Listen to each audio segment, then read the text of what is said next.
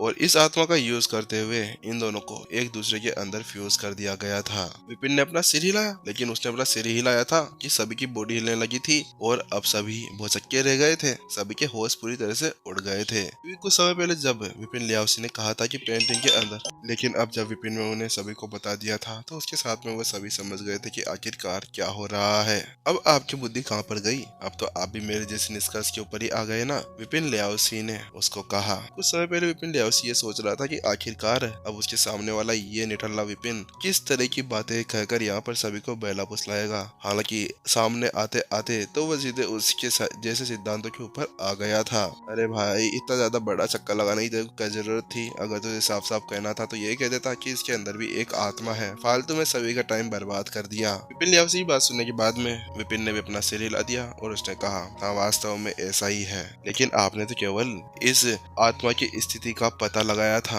लेकिन आपने ये तो न बताया कि इसको कैसे बाहर निकाला जा सकता है। विपिन ने ऐसा कहा ही था कि विपिन लियाओसी का मुंह पूरी तरह से बंद हो जाता है।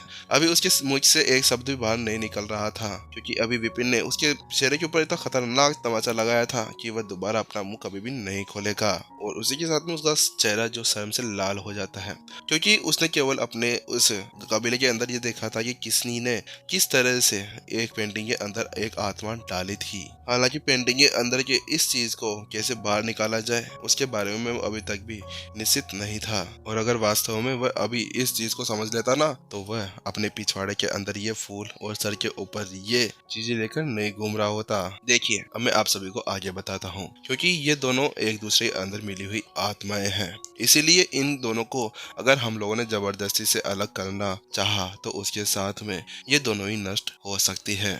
ये वैसा ही है जैसे कि कई हजार साल पुरानी एक पेंटिंग जिसको बीच में से गोंद से चिपका दिया गया हो और उसके बाद में उसको हटाया जाना।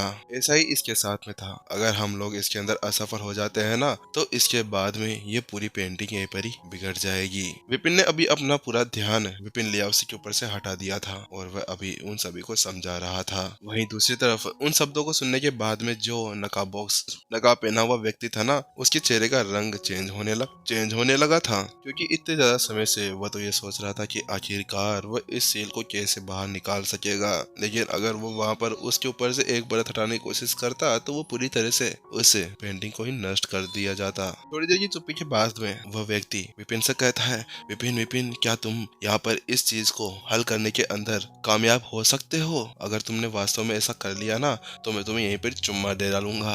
वहीं दूसरी तरफ उसकी वो बात सुनने के बाद में विपिन अपने होश संभालता है, नहीं, मुझे तुम्हारे इतने बड़े एहसान की कोई जरूरत नहीं है। मैं पहले इस पेंटिंग को सही कर लूँ, वही मेरे लिए बहुत होगा। उसको कहने के बाद में भी विपिन के चेहरे के ऊपर पसीना पसीना हो गया था।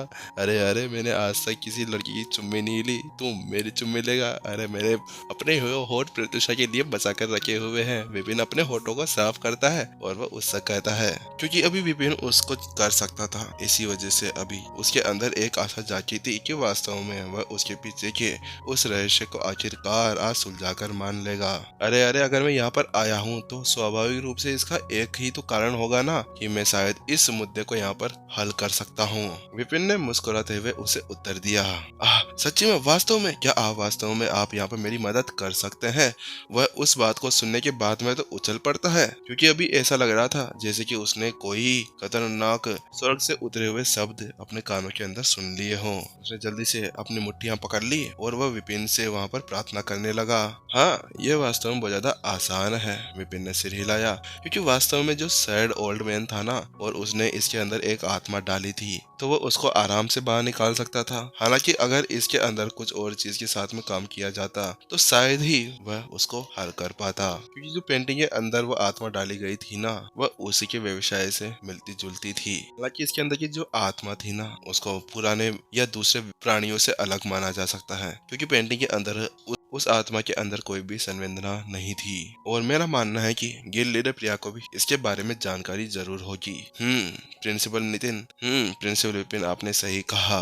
गिल लीडर प्रिया ने भी अपना सिर हिला दिया, क्योंकि अधिकांश पौधों के अंदर स्पिरिट होता है जो उनके विकास और उनकी जो पोषण होता है ना, उसको नियंत्रित करने में उसका काम करता है। हालांकि जो पशु होते हैं उनके अंदर एक जान होती है, भावना होती है, जो उन्हें स्वतंत्र रूप से घूमने फिरने की आज्ञा देती है। और यही तो इस आत्मा की विशेषता है कि ये यहाँ पर घूम नहीं सकती। इसी वजह से इसी ने दो चित्रों को एक साथ जोड़कर रखा हुआ है और 1000 वर्षों तक इसे एक जैसा ही बनाए रखने में सक्षम भी थी। उसके बाद में विपिन ने उनसे कहा, तो क्या अगर मैं इसके अंदर एक संवेदना डाल दूं, यानी कि इसको जीवित कर दूं, तो उसके बाद में क्या हम इसको बाहर निकालने में कामयाब हो जाएंगे? विपिन ने मुस्कुराते हुए जवाब दिया। विपिन की वह बात सुनते ही अब ये लीडर प्रिया को समझ में आ गया था कि वास्तव में वह क्या करना चाहते थे। उसी के साथ में उनको एक झटका भी लगा था, क्योंकि वास्तव में अगर विपिन ने इसके अंदर एक जान डाल दी ना, तो वहाँ पर वह आत्मा उन सभी बादलों को एक ट्यूमर की तरह समझेगा और फिर वह उनको भगाने के लिए कुछ भी कर सकता था, क्योंकि वह उनको वहां से छुटकारा पाना चाहता था। हालांकि ऐसा लगता है कि एक मरी हुई आत्मा के अंदर जान डालना बहुत ही ज्यादा मुश्किल था। उस बात को सुनने के बाद में भीड़ पूरी तरह से अचंभे के अंदर चली गई थी और उनकी आंखें अभी चमक भी रही थी। हालांकि अब वह इस बिंदु के ऊपर आकर एक अड़चन के अंदर भी पड़ गए थे। ये सब जानते थे कि एक हथियार के अंदर आत्मा डालना आसान था या उसको बदलना आसान था, लेकिन 1000 साल से अधिक समय पुरानी एक निष्क्रिय आत्मा को भावना प्रदान करना कितना ज्यादा मुश्किल था, ये भी उन सभी को पता था। उन सभी को इस तरह से अचंभे के अंदर देखकर और उन सभी की बातें सुनने के बाद में विपिन मुस्कुराया और उसने कहा, हाँ वास्तव में आप सब सही कह रहे हैं, लेकिन मैं इसके अंदर ऐसा करने में सक्षम हूँ। विपिन की वो बात सुनने के बाद में अब वह मास्क पहने हुए व्यक्ति के अंदर भी एक अलग ही जान आ जाती है और वह जल्दी से विपिन को बनाने लगता है। हाँ विपिन, अगर आपने वास्तव में ऐसा कर दिया ना, तो मैं आपका आभार व्यक्त करने के लिए कुछ भी कर सकता हूँ। आपको मैं बहुत बड़े बड़े इनाम दूंगा। कुछ समय पहले वह ऐसा सोच रहा था कि रोजा साम्राज्य के अंदर ऐसा कोई भी व्यक्ति नहीं होगा जो इस पेंटिंग के अंदर की उस सील के बारे में समझ पाने में कामयाब होगा। हालांकि अब उस विपिन के उस विश्लेषण को सुनने के बाद में उसको थोड़ा बहुत विश्वास होने लगा था कि अब यहाँ पर कुछ हो सकता है, लेकिन उसके साथ में वह थोड़ा सा अचंभे के अंदर भी पड़ा हुआ था। हालांकि थोड़े से ही समय के अंदर इन्होंने तो इसकी परेशानी को भी समझ लिया, इसके अंदर क्या है उसको भी समझ लिया और इसको हल करने के बारे में भी समझ लिया। आखिरकार इस बंदे के पास में किस तरह की आई ऑफ इनसाइट पड़ी हुई है। अरे अरे भाई, मैं तुम्हारी बात समझ गया, तुम इसको ठीक करना चाहते हो, अब मैं तुम्हारी मदद करने के लिए तैयार हूँ। पहले आराम से खड़े हो जाओ। अरे इस बंदे को क्या हो जाता है, जब भी मैं इसको खुश करता हूँ ये तो मैं गले आकर पड़ जाता है। अरे इतना गला तो मेरे को मेरी प्रत्युषा ने भी नहीं लगाया था, तुम मेरे को क्यों लगा रहे हो, ये तो केवल प्रत्युषा के लिए है। हालांकि उसके बाद में विपिन उनसे आगे कहता है, इसके अंदर थोड़ी सी प्रॉब्लम भी है, इसी वजह से इसके अंदर कोई भी ऐसी गलती ना हो जिसके साथ में हम इस पेंटिंग को क्षतिग्रस्त कर दें या पूरी तरह से नष्ट कर दें, इसीलिए मुझे कुछ चीजों को तैयार करने की आवश्यकता है, विपिन ने कहा। विपिन की वो बात सुनने के बाद में जल्दी से नकाब पहने हुए उस व्यक्ति ने जल्दी से कहा, हाँ तो तुम मुझे बताओ कि आखिरकार आपको यहाँ पर क्या चाहिए, मैं आपकी मदद जरूर करूंगा। अरे अरे अरे, आराम से, मुझे इस वक्त कुछ भी नहीं चाहिए। विपिन ने फिर से उसको शांत किया।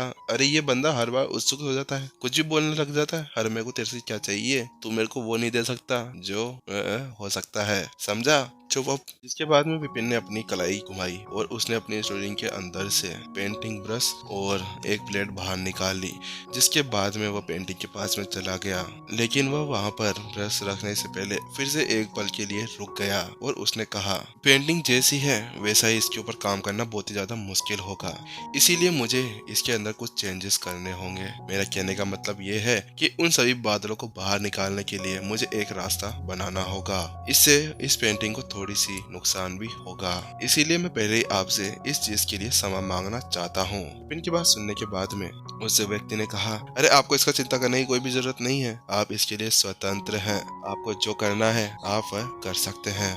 क्योंकि वास्तव में उस सील के पीछे जो छिपा हुआ रहस्य था ना, उसको पाने के लिए वह कुछ भी कर सकता था। क्योंकि पेंटिंग जैसे कितनी ज्यादा मूल्यवान क्यों ना हो, लेकिन वह इतनी ज्यादा महत्वपूर्ण भी नहीं थी। अच्छा ठीक है, फिर मैं अपना काम शुरू करता हूँ। उसके बाद में वह ब्रश के ऊपर इंक लगाने वाला था, हालांकि फिर से वह रुक जाता है और वह फिर से विपिन ल्याओसी की तरफ पलटता है और चिल्लाते हुए कहता है, तुम यहाँ पर अब तुम किसका इंतजार कर रहे हो, क्या कोई तुम्हें यहाँ पर काट देने आएगा या कोई तुम मुहूर्त निकाल रहे हो, चलो जल्दी से स्याही को बनाना शुरू करो। उसी के साथ में विपिन ल्याओसी स्याही पीसना शुरू ही करता है कि एपिसोड को यहीं खत्म कर दिया जाता है। अरे गाइस, मेंबर्स के लिए एपिसोड इसलिए नहीं आ पा रहा है क्योंकि गाइस थोड़ा बहुत गला खराब है और वो वाली फाइनली वो वर्ड्स जो मैं बोलना चाहता हूँ ना वो वर्ड्स बोल नहीं पाता। इसी वजह से क्या बोलते हैं वीडियो रिकॉर्ड नहीं हो पाती है और टाइम बहुत ज्यादा लग जाता है इसके अंदर। जहाँ पे 1 घंटा लगता था वहाँ पे 2 घंटे लग जाते हैं। इसी वजह से क्या बोलते हैं वीडियो नहीं आ पा रही है। इसीलिए गाइज उसके लिए सॉरी। लेकिन कभी कभी मैं क्या डाल देता हूँ, डालने में होता है तो तब है ना। लेकिन क्या अभी गला सही से नहीं हो रहा है इसी वजह से। ठीक है, अभी भी मैं बहुत जोर लगा के बोलना पड़ रहा है और ज्यादा होगा ना तो फिर कुछ भी प्रॉब्लम हो सकती है इसीलिए। ठीक है गाइस, अगर आप लोग समझ गए हो तो फिर मिलते हैं नेक्स्ट एपिसोड के अंदर। और मेंबरशिप वालों गाइस के लिए, आपके लिए भी मैं अभी एपिसोड रिकॉर्ड कर दूंगा अगर हुआ तो। ठीक है, चलिए टाटा बाय बाय गाइस।